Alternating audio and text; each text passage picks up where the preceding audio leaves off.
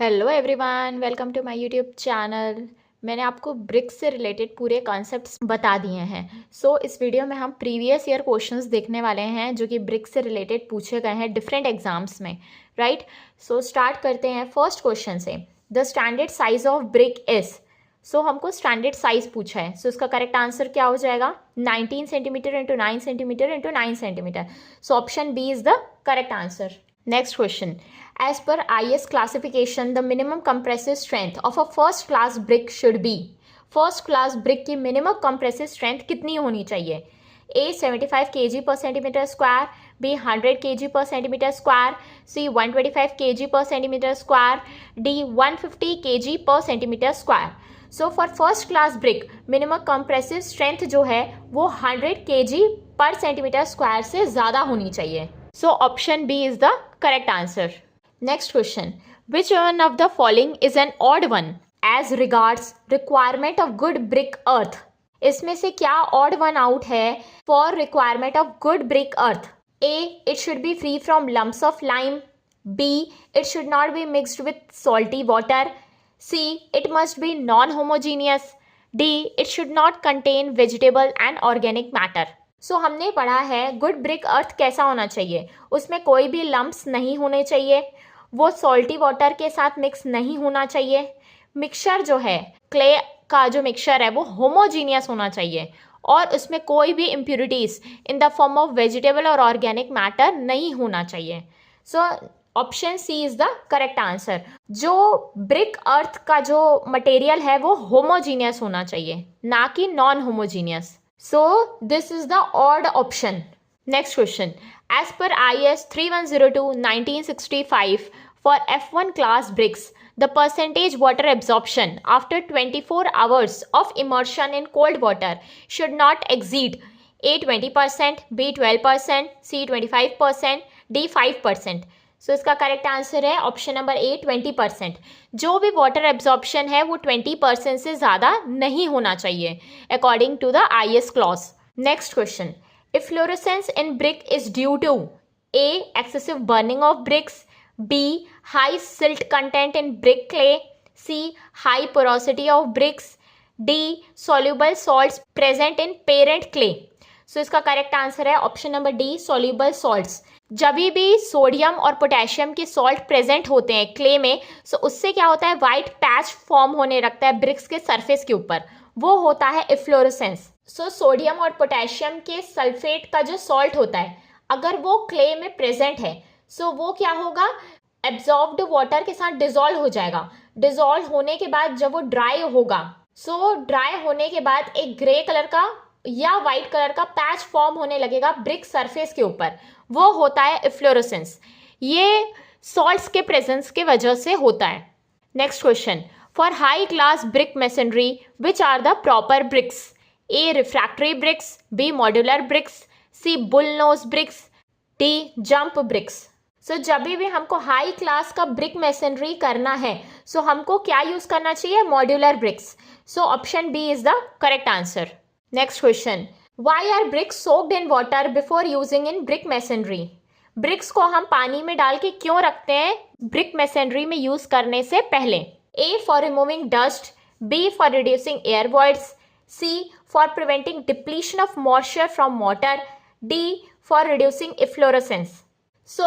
ईटा जो है उसको हम पानी में इसलिए भिगा के रखते हैं, मीन सोक करके रखते हैं, ताकि जो मोटर है वो उससे पानी को सोक नहीं करने लगे, ताकि जो मोटर प्रेजेंट है वो उससे मॉइस्चर को एब्जॉर्ब नहीं करने लगे। इसीलिए ब्रिक्स को हम सोक करके रखते हैं पानी में। Option C is the correct answer. Next question. Which type of brick masonry bond is provided for heavy loads on masonry? A English bond, B zigzag bond, C single Flemish bond, D double Flemish bond. इसका correct answer है option number A English bond. जो English bond होता है वो ज़्यादा compact होता है और ज़्यादा स्ट्रॉन्गर होता है, इसीलिए हम हैवी लोड्स जो मेसनरी में होते हैं उसके लिए इंग्लिश बॉन्ड देते हैं। Option A is the correct answer. Which is the correct statement?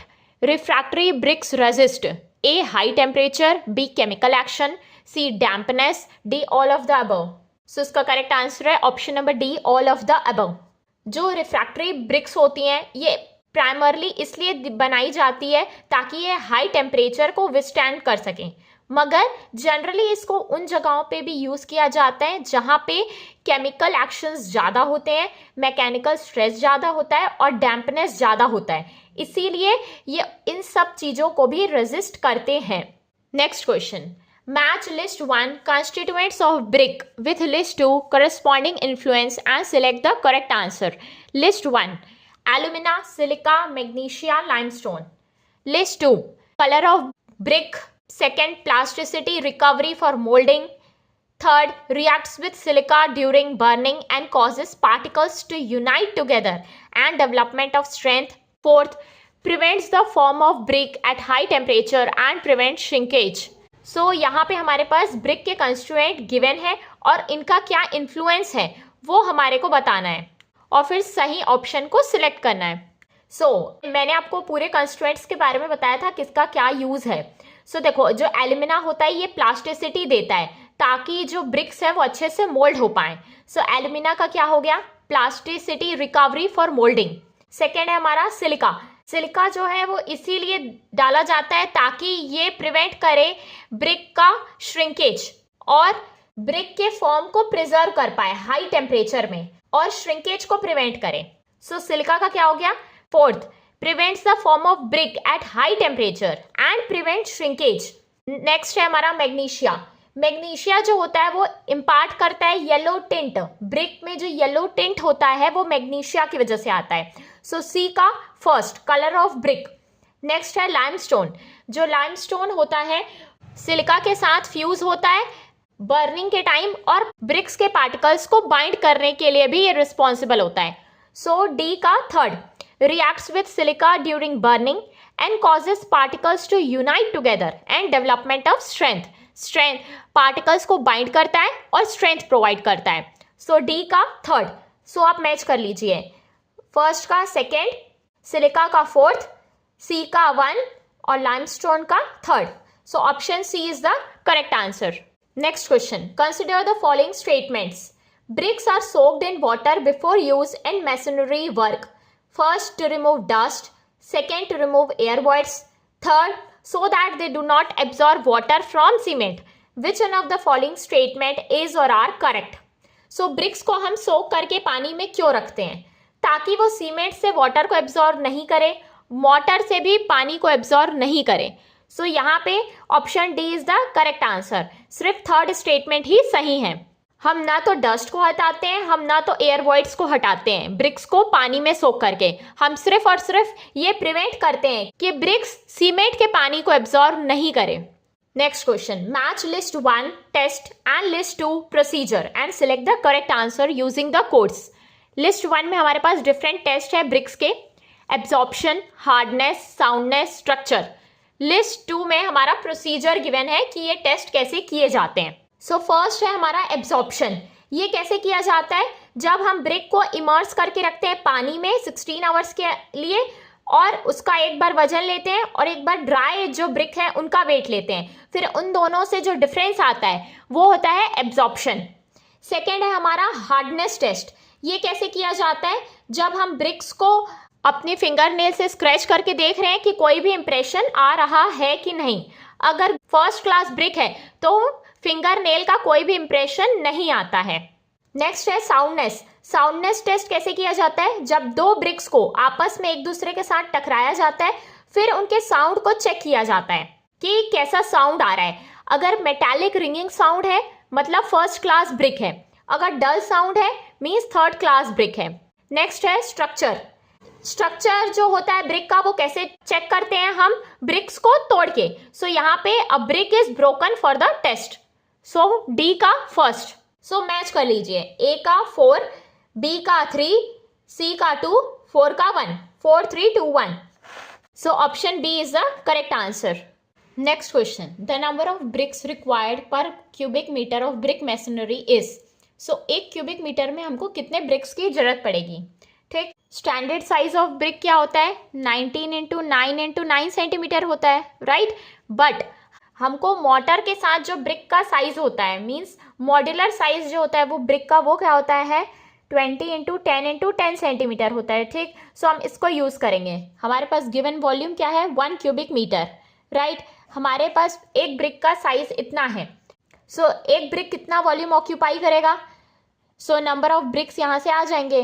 सो ये हो जाएगा आपका मीटर में 0.2 into 0.1 into 0.1 metre cube. Total volume इतना है, एक ब्रिक इतना वॉल्यूम ऑक्यूपाई कर रहा है। सो नंबर ऑफ ब्रिक्स आ जाएंगे, यहाँ से आ गया 500। So option C is the correct answer. हमको 500 ब्रिक्स की जरूरत पड़ेगी। Next question, the most important purpose of frog in a brick is to A. emboss manufacture name, B. reduce the weight of brick, C. form keyed joint between brick and mortar, D. improve insulation by providing hollows। सो ये आपका brick हो गया। इसमें जो frog होता है ये एक डिप्रेशन होता है जो ऊपर पे बनाया जाता है। ये इसीलिए बनाया जाता है ताकि ब्रिक और मोटर के बीच एक जॉइंट बन पाए, की joint. So option C is the correct answer, form keyed joint between brick and mortar, ताकि ब्रिक और मोटर अच्छे से एक जॉइंट बना पाए। Next question, bricks are burnt at a temperature range of A. 500 degree Celsius to 700 degree Celsius, B. 700 to 900 degree Celsius, C. 900 to 1200 degree Celsius, D. 1200 to 1500 degree Celsius. So bricks को generally हम burn करते हैं 900 to 1200 degree Celsius में। So option C is the correct answer. अगर 400 से 600 temperature है, सो उसमें क्या होता है, डिहाइड्रेशन होता है सिर्फ। सेकेंड होता है आपका ऑक्सीडेशन, जो कि होता है 650 to 900 डिग्री सेल्सियस। और ये जो लास्ट स्टेज होता है यानी कि विट्रिफिकेशन, ये किया जाता है 900 to 1200 डिग्री सेल्सियस के रेंज में। यहीं पे मेन बर्निंग ऑफ ब्रिक्स होती है। Next question, a good brick when immersed in water bath for 24 hours should not absorb more than A. 20% of its dry weight, B. 30% of its saturated weight, C. 10% of its dry weight, D. 20% of its saturated weight। सो जब भी हम brick को पानी में डाल के रखते हैं 24 आवर्स के लिए, सो उसको जो वाटर एब्जॉर्प्शन है वो 20% से ज़्यादा नहीं होना चाहिए। So option A is the correct answer, 20% of its dry weight. कभी कभी ऑप्शन में सिर्फ परसेंटेज पूछा होता है, सो 20% करेक्ट आंसर है। और जो 20% हम देखते हैं वो ड्राई वेट से देखते हैं। अगर इससे ज़्यादा ब्रिक पानी एब्जॉर्व कर रहा है मीन्स वो गुड क्वालिटी ब्रिक नहीं है। सो ब्रिक से रिलेटेड प्रीवियस ईयर क्वेश्चंस मैंने यहाँ तक डिस्कस कर लिए हैं। सो अगर आपको मेरा वीडियो पसंद आया सो प्लीज़ वीडियो को लाइक करें एंड मेरे चैनल को सब्सक्राइब करें। Thank you.